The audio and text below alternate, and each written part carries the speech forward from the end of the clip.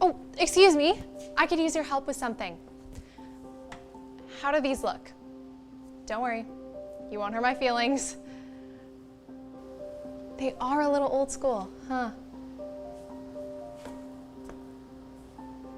I think I can make them work. Have you heard of Valerie Jerome? I came across her in the archives while researching the history of women of color in North Vancouver. I actually bought these shoes because they kind of remind me of the ones that Valerie used to wear. Valerie is an accomplished track and field athlete who lived in North Vancouver in the 1950s and 60s. She and her older brother Harry competed for Canada at the Pan American Games, the Commonwealth Games, and the Olympics. But the Jeromes faced a lot of obstacles growing up, and they struggled to gain acceptance within their community. Have you ever been somewhere where you felt like you didn't belong? Where you were branded as an outsider before you even got the chance to introduce yourself? That was Valerie's experience growing up here. She and her family, who are Black, faced extreme racism. Anti-Black racism was prevalent in Canada in the 50s and 60s, and it continues today. At the time the Jeromes moved to North Vancouver, many property deeds had covenants prohibiting their sale to Black, Asian, or Jewish people.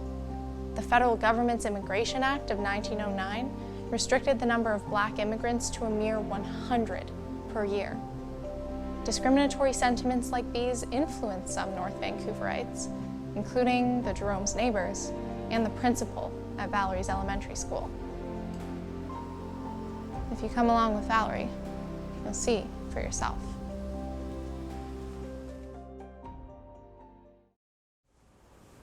It's fall 1953.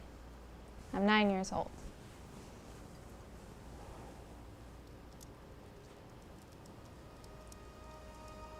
Is it morning?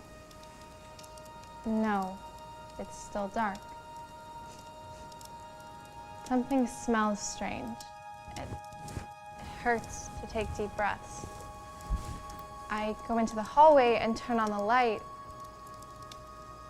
but I can't even see past my feet. The air is filled with thick, black smoke. I go into my mother's room. I wake her up and we all hurry to escape the house. When we get outside, my mother sends me to Mrs. Mason's to use the telephone. I creep up her back steps and knock on her door. I know I've woken her up. I see her through the window. She doesn't speak to people like us. What will she say to me now? I watch her walk towards me. She invites me in and tells me to sit down while she places the call. I try so hard not to move, not to breathe, not to upset her. She hangs up the phone. I shoot out the door. Did I say thank you? I go back to my family, who are standing outside, staring at our house. I look around for Harry, but I don't see him. Where is he? I run back inside, going up the stairs as fast as I can. I find Harry lying in bed, eyes closed. I grab him and shake him with all the strength of my body. He doesn't move. I keep shaking. Harry, get up, please. I don't know what to do. I can't drag him out of bed. He's too big. I'm not strong enough. Come on, Harry. Finally, he opens his eyes. Harry gets up and we run outside and out the front door. Sirens roar somewhere far away. I can see the neighbors' lights turning on.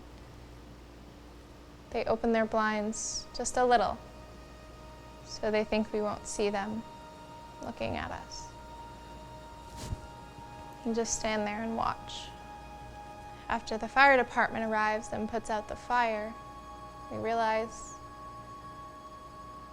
we have nowhere to go. Our neighbors watch as we load into a cab to go to the Salvation Army Hall for the night. Nobody says we can stay with them. They don't want people like us in their homes.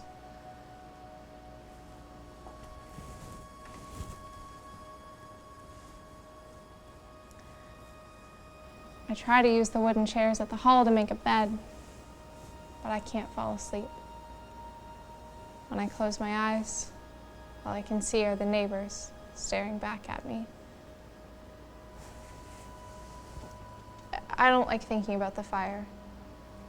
I really don't like thinking about our first day of school at Ridgeway.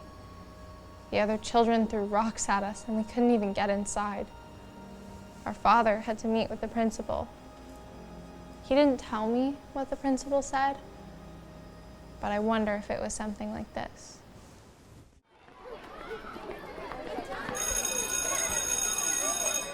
Barbara, tell them I'll be in the meeting in 5 minutes. Got something I need to take care of.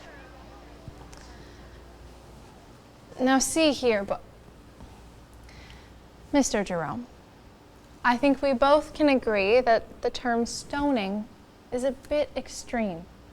It was merely a few pebbles from the playground, and your children sustained only minor injuries.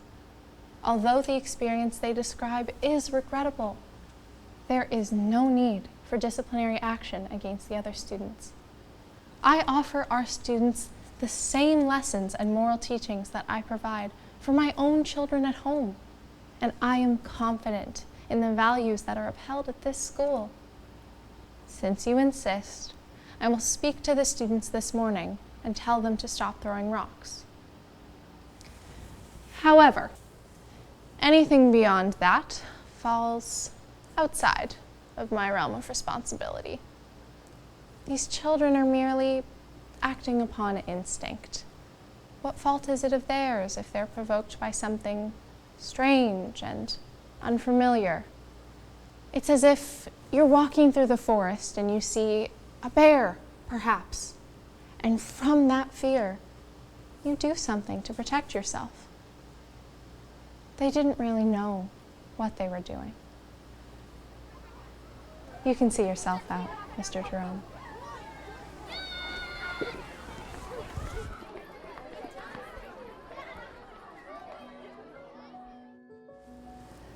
It's summer 1960. I'm 16. In a short while, my brother Harry and I will be competing at the Olympics for Canada. The city got wind of this and decided to host a massive street dance in our honor. I'm flattered, certainly, but I am surprised by who decided to show up. There are hundreds of people here, many of them familiar to me for their mistreatment of my family and I. There's something woefully ironic about the people who slammed me into my locker in junior high, showing up here, reveling in our success as if they had a hand in it. I'm shocked to hear them address me by anything other than racial slurs. But I suppose on this particular occasion, now that we have achieved celebrity status, they bite their tongues. I didn't start running for the glory or for the attention. I did it because it gave me a sense of worth I had never been able to accomplish on my own. When Harry and I run, for once, we're measured by a stopwatch rather than the color of our skin. We spend hours on the track together, the cinders searing our souls and the rain pelting our scalps, and there is nowhere else we'd rather be. The track is the only place we ever laugh. It's where we feel safe, supported. It's our home. I look around at the people who have come here to celebrate Harry and I. The same people who tried to convince us that we were inadequate, incapable, inhuman.